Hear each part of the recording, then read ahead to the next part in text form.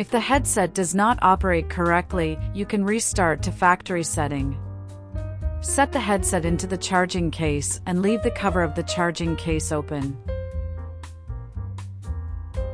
On both the left and right units, hold your fingers to the touch sensors for about 10 seconds. The red indicator of the charging case starts flashing.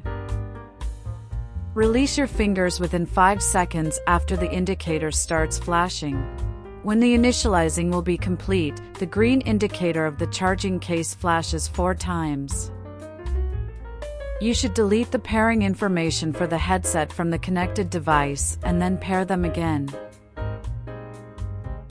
This operation resets volume settings to the factory settings and deletes all pairing information.